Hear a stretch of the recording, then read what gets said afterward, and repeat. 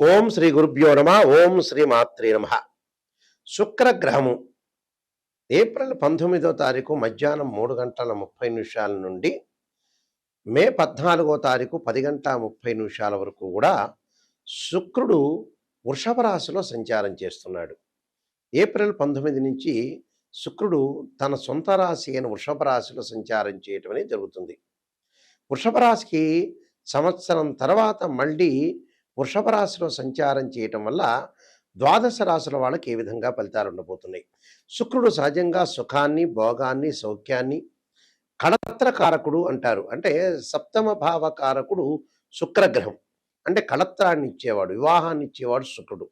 ఈ శుక్రుడు సుఖాన్ని, సంపదను, లగ్జరీని, అలానే కళత్రాన్ని అంటే వివాహ సంబంధించిన విషయాలు కానీ, ప్రేమ కానీ, లవ్ అట్రాక్షన్ కానీ ఇలాంటివన్నీ కూడా ఇచ్చే గ్రహం ఏమిటి ప్లానెట్ అంటే శుక్రగ్రహం. శుక్రగ్రహం ఒక 20% ధనాన్ని కూడా ఇచ్చే అవకాశం అనేది ఒకటి ఉంటుంది. కేవలం గురువే కాదు, శుక్రుడు కూడా కొంత లగ్జరీ లైఫ్నే కాకుండా కొంత ఐశ్వర్యాన్ని కూడా సమకూర్చే ప్లానెట్ ఏంటంటే శుక్రగ్రహం. శుక్రగ్రహం ద్వాదశ రాశుల వాళ్ళకి ఈ విధంగా ఉండబోతుంది. వృషభ రాశిలో సంచారం చేయటం వల్ల మేషాది ద్వాదశ రాశుల వాళ్ళకి ఎలాంటి ఫలితాలు జరుగుతాయి, ఆ నెల రోజుల పాటు ఏ విధంగా ఉండబోతుందో మనం తప్పకుండా తెలుసుకుందాం. శుక్రగ్రహము తన రాశి నుంచి 1, 2, 4, 5, 8, 9, 11 స్థానాల్లో ఉంటే సుఫలితాన్ని ఇస్తుందని గోచారం తెలుపబడింది. అయితే ఈ రాశులందరికీ కూడా ఈ నెల రోజుల పాటు శుక్రగ్రహం యొక్క ఫలితాలు ఏమిటో ఒకసారి తెలుసుకుందాం. సింహరాశి వారికి శుక్రుడు యొక్క బలాన్ని మనం చూద్దాం. సింహరాశి వారికి ఏ విధంగా ఉండబోతుంది. సింహరాశి వారికి ఇక్కడ తృతీయాధిపతి అయ్యాడు. అలానే దశమాధిపతి అయిన శుక్రుడు దశమ స్థానంలో ఉండటం వల్ల ఎలాంటి ఫలితాలు జరుగుతాయి. ప్రతి విషయంలో కూడా కొంత అనుమానాన్ని వ్యక్తం చేస్తుంటారు. మనోనిగ్రహం లేకపోవటం, మనశ్శాంతి తగ్గే అవకాశాలు, కొంత ఏం చేద్దాంలో కొంత లేజినెస్ ఉండే అవకాశాలు ఎక్కువ ఉంటాయి. అంటే ఏ పనిని బట్టితే కూడా ఆ పని తొందరగా మీరు ఫినిష్ చేయండి, లేజినెస్ పెట్టుకోవద్దండి. దానివల్ల నష్టం జరిగే అవకాశాలు ఎక్కువ ఉంటాయి. అలానే భార్య భర్తల మధ్యలో అనుబంధ బాంధవ్యం తగ్గటం ఒకటి, చిరాకులు, పరాకులు, కొన్ని గొడవలు జరిగే అవకాశాలు ఎక్కువ ఉంటాయి. వృత్తిరీత్యా కొంత వ్యాపార ఉద్యోగ భంగాల్లో అంటే బిజినెస్ చేస్తున్న వ్యక్తులు కానీ, ఉద్యోగం చేస్తున్న వ్యక్తుల్లో కొద్దిగా చికాకులు కలిగే అవకాశాలు ఎక్కువ ఉంటాయి. పై ఆఫీసుల యొక్క ఒత్తిడి కలిగే అవకాశాలు ఉంటాయి. బిజినెస్ చేస్తున్న వాళ్ళు పార్ట్నర్షిప్ తోటి కూడా ఒత్తిడి కంపెల్ జరిగే అవకాశాలు ఉంటాయి. ఒత్తిడి జరిగే అవకాశాలు, ధనం విషయంలో కొంత ఖర్చు అయ్యే అవకాశాలు ఉంటాయి. ఆరోగ్యరీత్యా కూడా ఆరోగ్యరీత్యా కూడా హాస్పిటల్కి డబ్బులు ఖర్చు అయ్యే అవకాశాలు ఉంటాయి. పై అధికారుల యొక్క ఒత్తిడి, రుణ బాధలు పెరిగే అవకాశాలు ఉంటాయి. రుణాలు చేయొద్దండి. జాయింట్ వ్యాపారులతో ఆచితూచి అడుగు వేసి మాట్లాడండి. ఆఫీసర్స్తో కూడా చాలా జాగ్రత్తగా వ్యవహరించండి. ప్రయాణాల్లో ఒడిదొడుకులు ఉండే అవకాశాలు ఎక్కువ ఉంటుంది. ప్రయాణం చేసేటప్పుడు కూడా కారు ఎలా ఉంది, బండి ఎలా ఉంది, దానిలో డీజిల్ పోయించుకున్నా, పెట్రోల్ పోయించుకున్నా, ఏ విధంగా ఉండబోతుంది అన్నీ కూడా చూసుకొని ప్రయాణం చేయండి. ఎందుకంటే ఖచ్చితంగా ప్రయాణం చేయాలనుకుంటున్నప్పుడు మాత్రమే చేయండి. అలానే భార్య ఒక మాట అంటే, భర్త ఒక మాట అంటే కూడా సర్దుబాటుతనంతో ముందుకు వెళ్ళండి. లేకపోతే ఇబ్బందికరమైన వాతావరణం ఎక్కువగా వస్తుంది. కాబట్టి కొంచెం జాగ్రత్తగా ఉండండి. పెళ్లి పనులు వాయిదా పడే అవకాశాలు ఉంటాయి. పెళ్లి సంబంధాలు కూడా వాయిదా పడే అవకాశం ఉంటాయి. బంగారు నగలు కొనుక్కోలేరు. బట్టలు కొనుగోలు చేయాలన్న వాయిదాలు పడుతుంటాయి. అన్నీ కూడా వాయిదాలు పడే అవకాశం ఉంది. అలానే ఆందోళన చెందొద్దని నేను కొన్ని పరిహారాలు చెప్పుతున్న ఆ పరిహారాలు మీరు పాటించండి. మీకు మంచి జరిగే అవకాశం ఖచ్చితంగా ఉంటుంది. శుక్రగ్రహం అనేది ఎవరి జాతకంలో అయినా సరే నీచపడినా, అలానే 6, 8, 12 స్థానాల్లో ఉన్న, అంటే వాళ్ళ జన్మలగ్నం నుంచి 6, 8, 12 స్థానాల్లో ఉన్నా అది దోషంగా పరిగణిస్తాం. శుక్రుడు పుష్యమి, అనురాధ, ఉత్తరాభాద్ర నక్షత్రంలో ఉండకూడదు. అశ్విని, మఖ, మూల నక్షత్రాల్లో ఉండకూడదు. ఆరుద్ర, స్వాతి, శతభిష నక్షత్రంలో ఉండకూడదు. మృగశిర, చిత్త, ధనిష్ట నక్షత్రాల్లో ఉంటే కూడా శుక్రుడు దోషం కలిగినట్టుగా మనం భావిస్తాం. శుక్రుడు రాహుతో కానీ, కేతువుతో కానీ, కుజుడితో కానీ, శనితో కానీ కంజంక్షన్ కాకూడదు, కలవకూడదు. వారి జన్మలగ్నం నుంచి 6, 8, 12 స్థానాల్లో శుక్రుడు ఉన్నా కూడా దాన్ని శుక్రదోషంగా మనం పరిగణిస్తాం.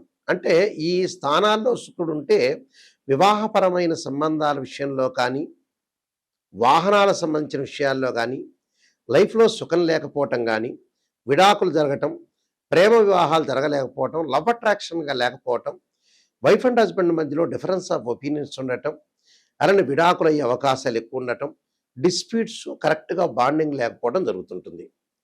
కొంత డబ్బుకు కూడా కొంత అవరోధం అని కలిగే అవకాశాలు ఖచ్చితంగా ఉంటాయి. ప్రతి వాళ్ళకి కూడా శుక్రమహారదశ కలిసొస్తుంది, కలిసొస్తుంది అని అనుకుంటారు. ప్రతి జన్మలగ్నానికి కూడా శుక్రమహారదశ అనేది కలిసి రాదు. కొన్ని జన్మలగ్నాలకు మాత్రమే వాళ్ళకి ఆ రాశిచక్రంలో గాని, భావచక్రంలో గాని శుక్రుడు ఎక్కడున్నాడు, నవాంశ చక్రంలో కూడా శుక్రుడు ఎక్కడున్నాడని తెలుసుకుని, ఆ శుక్రమహారదశ అనేది మనకు కలిసొస్తుందా లేదా అని తెలుసుకోవాలి.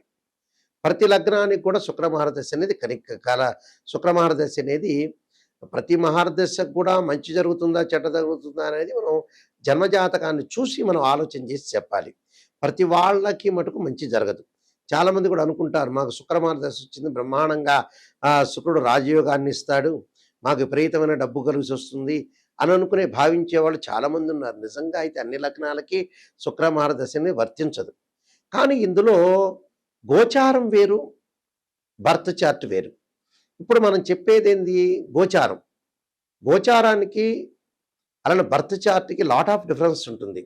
అంటే what is the difference between transitory system and birth chart.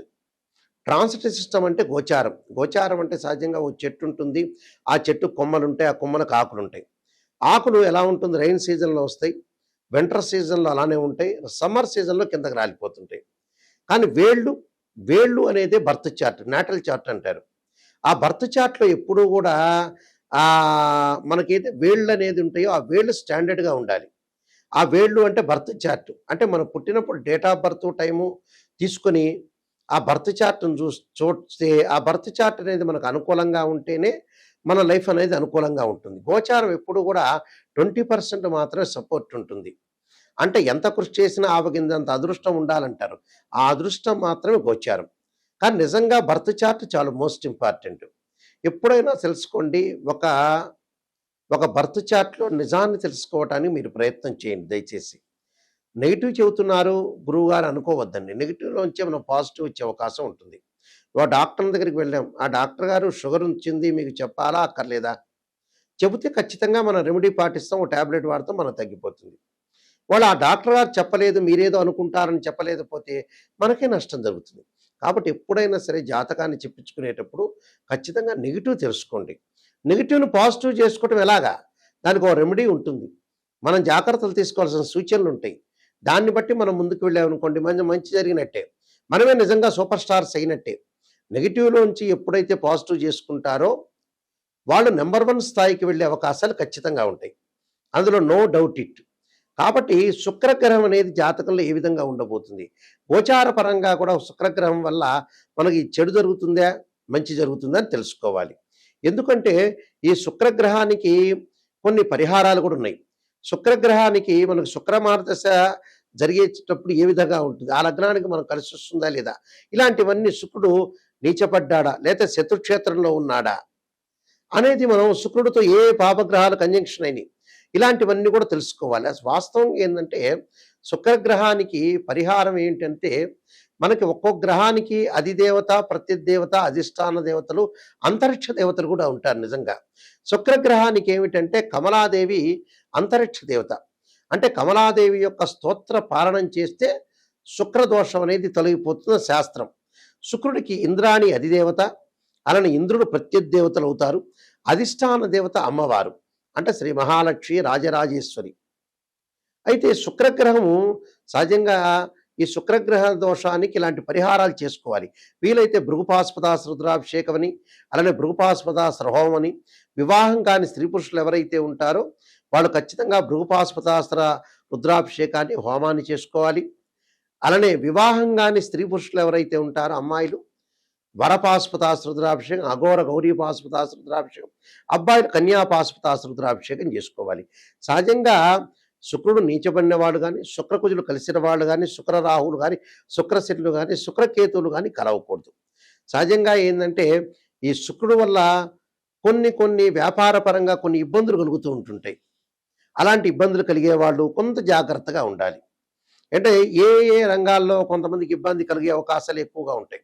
అంటే కాస్మెటిక్స్ కానీ, గోల్డ్ షాప్ వాళ్ళు కానీ, అలానే బట్టల షాప్ వాళ్ళకు కానీ, అలానే హోటల్స్ కానీ, రెస్టారెంట్స్ కానీ, ఇలాంటి వాళ్ళు కొంత జాగ్రత్తగా ఉండాలి.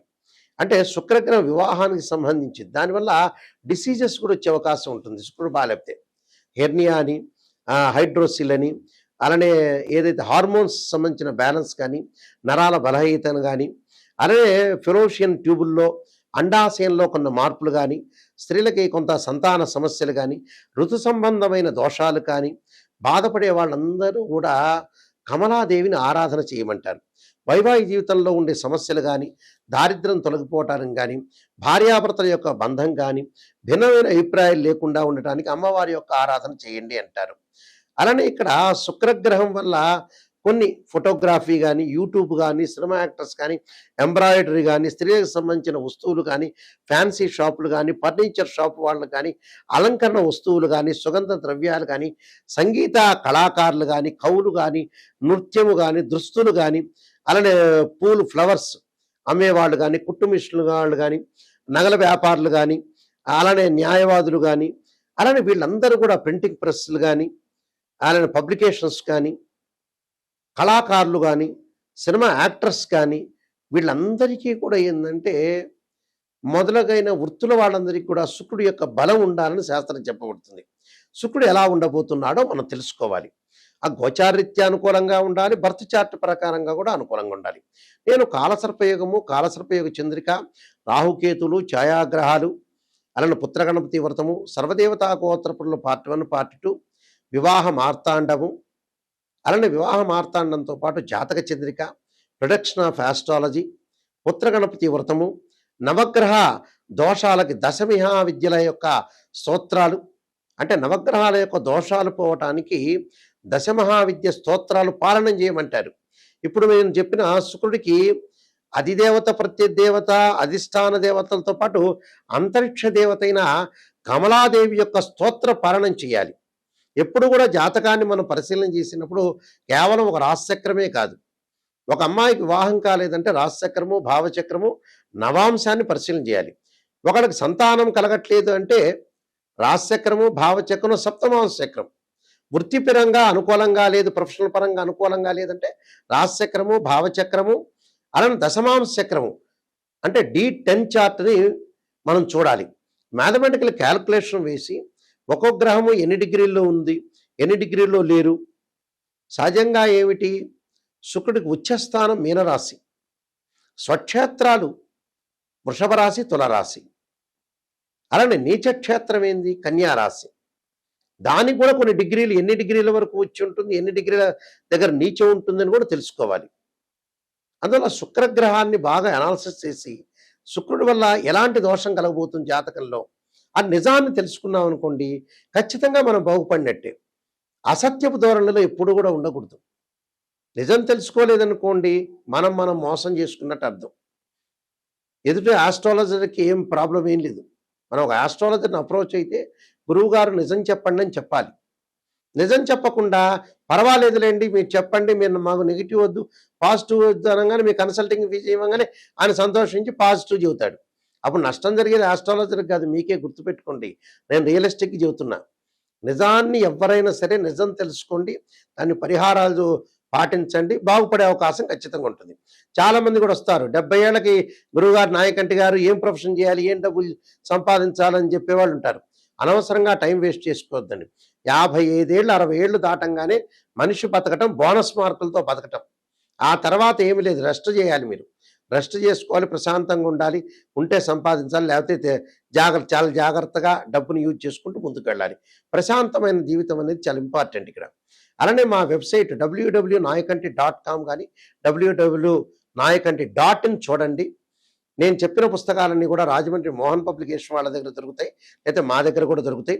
తప్పకుండా ఈ పుస్తకాలన్నీ కూడా మీరు చూడండి. ఒకసారి మా వెబ్సైట్ని కూడా మీరు చూడండి. ఆ స్క్రీన్ మీద స్క్రోల్ అవుతున్న నెంబర్ ఉంటుంది, ఆ నెంబర్కి కాంటాక్ట్ చేయండి. నిజంగా జాతకం చెప్పించుకోవాల్సిన వ్యక్తులు కానీ, నిజంగా బాగుపడదామనే వ్యక్తులు మాత్రం మాకు ఫోన్ చేయండి. ఎందుకంటే మా ద్వారా మీరు సేవ్ కావాలి, బాగుపడాలి. కాలక్షేపానికి జీవితం గడపకూడదు. మనిషి జీవితం తొందరగా అయిపోతుంది. భూమి ఒక సెకండ్ వేగంతో ఫాస్ట్గా తిరుగుతుందట ఆస్ట్రోనమీ ప్రకారంగా. కాబట్టి తప్పకుండా నిజాన్ని గుర్తించండి. జాతకపరంగా దోషాలు నివారణ చేసుకొని మీరు ముందుకు వెళ్తే చాలా మంచిది. ఎందుకంటే శుక్రగ్రహం వల్ల స్త్రీలకు కూడా చాలా ఎలాంటి ఫలితాలు జరగబోతున్నాయి అంటే స్త్రీలకు సంబంధించిన సంక్షేమ శాఖలో కూడా ఏ విధంగా ఉండబోతున్నాయి, ఆహారం అలవాట్లు, కాస్మెటిక్స్, ఫ్యాషన్ టెక్నాలజీ, ఇలాంటి ఇంజనీరింగ్, ఫ్యాషన్ టెక్నాలజీ ఇంజనీరింగ్, ఇలాంటివన్నీ కూడా చూసుకోవాలి మనం. ఫాస్ట్ ఫుడ్, హోటల్స్, వ్యాపారాలలాగా వీడియో షాప్స్, పెయింట్స్, బంగారం, వెండి, డిపార్ట్మెంటల్ స్టోర్స్, క్లాత్ షోరూమ్స్, ఇవన్నీ కూడా శుక్రగ్రహానికి సంబంధించిన కారకత్వాలు అంటారు. ఈ ప్రొఫెషన్ అంతా కూడా శుక్రగ్రహం బాగున్న వాళ్ళు చేస్తారు. ఒకళ్ళు చేశారనుకోండి, బాగలేదనుకోండి, ఆ శుక్రగ్రహం బాగలేనట్టు. కాబట్టి జాతక చక్రంలో శుక్రుని యొక్క అంతర్దశలు ఏంది, దశలు ఏంది, శుక్రుడు ఎక్కడున్నాడు అని తెలుసుకొని ముందుకు వెళ్ళండి. ఆ స్క్రీన్ మీద స్క్రోల్ అవుతున్న నెంబర్ ఉంటుంది. ఆ నెంబర్స్ అన్నీ కూడా నా దగ్గరికే డైరెక్ట్గా వస్తాయి. తప్పకుండా మీరు నెంబర్కి ఫోన్ చేయండి. నిజం తెలుసుకునే వాళ్ళు మాత్రమే నా దగ్గర ఫోన్ చేయండి. మీరందరికీ కూడా మంచి జరగాలని ఆశిస్తూ, శ్రీ పరమేశ్వరుడి యొక్క కరుణాకటాక్షం ఉండాలని ఆశిస్తూ, సర్వే జనా సుఖినో భవంతు.